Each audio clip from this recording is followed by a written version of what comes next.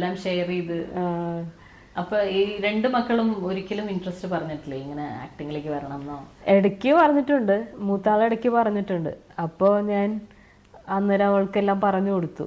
അപ്പോൾ അവള് പറഞ്ഞ് എന്നാ വേണ്ടല്ലേ പറഞ്ഞു. അൾട്ടിമേറ്റ് ആയിട്ട് അമ്മ സന്തോഷമായിട്ടിരിക്കുക. അല്ല, അവൾ വേണ്ടാന്ന് പറഞ്ഞത് അതിന്റെ നല്ല വശങ്ങളും ദോഷവശങ്ങളും പറഞ്ഞു. അപ്പോൾ അവൾ തന്നെ ആലോചിച്ചിട്ടുണ്ടാവണം. പിന്നെ എന്നിട്ട് പറഞ്ഞു, ഞാൻ മാരേജ് ഒക്കെ കഴിച്ച് കഴിഞ്ഞിട്ട് ഹസ്ബൻഡിന് ഇഷ്ടമാണെങ്കിൽ രണ്ടും ഒരേപോലെ കൊണ്ടുപോകാൻ പറ്റുമെങ്കിൽ ആക്ട് ചെയ്യും എന്നൊക്കെ പറഞ്ഞിട്ടുണ്ട്.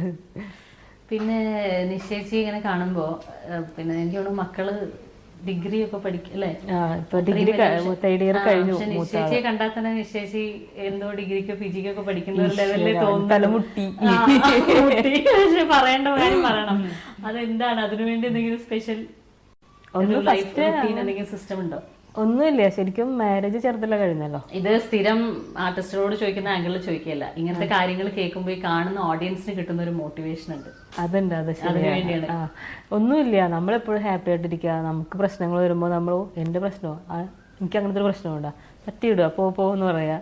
നമ്മളെപ്പോഴും ഹാപ്പി ആയിട്ടിരിക്കാൻ ശ്രമിച്ചാൽ മതി. പിന്നെ എൻ്റെ വെച്ചാൽ മാരേജ് നേരെ ചെറുതിലെ കഴിഞ്ഞല്ലോ, അതിൻ്റെ ഒരു ഇതുണ്ട്. പിന്നെ ബോഡി എന്ന് വെച്ചാൽ നമ്മളെ കയ്യിലാണ്, നമുക്ക് ഈശ്വരൻ തന്നത് എല്ലാം നമ്മൾ സൂക്ഷിച്ച് വെക്കുക. എന്ത് സാധനം കിട്ടി എല്ലാം ദൈവം തരുന്നതാണല്ലോ. അപ്പോൾ എല്ലാം നമ്മൾ സൂക്ഷിക്കുന്നതിനൊപ്പം നമ്മൾ ബോഡിയും സൂക്ഷിക്കണം. ഇപ്പൊ ഒരു എന്തെങ്കിലും സ്വാഭാവികമായിട്ട് മനുഷ്യനാണ്, എപ്പോഴെങ്കിലും നമുക്ക് എന്തെങ്കിലും ഒരു വിഷമം അങ്ങനത്തെ സിറ്റുവേഷൻസ് നമ്മൾ ഫേസ് ചെയ്യേണ്ടി വരുമല്ലോ. അതിനെ എങ്ങനെ ഓവർകം ചെയ്യാറ്?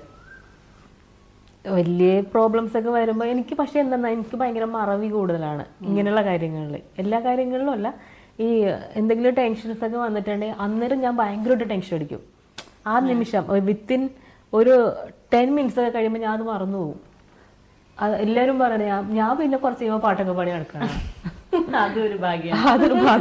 അല്ലെങ്കിൽ ഒന്ന് ഉറങ്ങും സുഖമായിട്ട്. ടെൻഷൻ വന്നിട്ടുണ്ടെങ്കിൽ കുറച്ചേരം ഇങ്ങനെ വളരെ ഹാപ്പി ആയിട്ടൊക്കെ നടക്കും. പിന്നെ അതൊക്കെ പറഞ്ഞ വളരെ റിലാക്സ് ചെയ്ത് ഉറങ്ങും, ഭയങ്കരമായിട്ട് അങ്ങ് ഉറങ്ങും. ഞാൻ ഉറങ്ങിയിരിക്കുമ്പോൾ ഞാൻ ആ സംഭവം ഇട്ടിട്ടുണ്ടാവും. ആരെന്തെങ്കിലും പറഞ്ഞാലും ഞാനത് നല്ലൊരു ഫ്രണ്ട് സർക്കിൾ ഉണ്ടാവല്ലോ. എങ്ങനെയാണ് എന്റെ ഫ്രണ്ട്സ് ഒക്കെ കൂടുതലും എല്ലാ ടൈപ്പ് ആൾക്കാരും ഉണ്ട്. ഒരുപാട് പ്രായമുള്ളവരാണ് കൂടുതലും ഫ്രണ്ട്സ്. പിന്നെ മീഡിയം ടൈപ്പ് എൻ്റെ ഏജിലുള്ള കുറേ പേരുണ്ട്. പിന്നെ എന്നേക്കാൾ കുറച്ചുകൂടെ ഏജുള്ള ചേച്ചിമാർ കുറച്ച് പേരുണ്ട്. കുറേ കുട്ടികളുണ്ട്. അപ്പോൾ ഇതെല്ലാം അവരുടേതായ ഇഷ്ടത്തിലാണ് നിൽക്കുക. ഇപ്പോൾ വാർദ്ധക്യം അവരെ അടുത്തിടുമ്പോൾ ഞാൻ അവരെ പോലെ ആവും. എൻ്റെ ഏജിലുള്ളവരുടെ അടുത്ത് ഇത് എന്നെ പോലെ തന്നെ നിൽക്കും. അങ്ങനെ എല്ലാവരുടെ അടുത്ത് കുട്ടികളുടെ തരുമ്പോൾ അവിടെ അവർക്ക് എന്താ ഇഷ്ടം അവരുടെ അതേപോലെ അവരൊപ്പം കളിയും ചിരിയും ഒക്കെ ആയിട്ട് അങ്ങനെ അങ്ങ് പോകും. ഇനി പുതിയ പ്രോജക്ട്സ് ഏതൊക്കെയാണ്?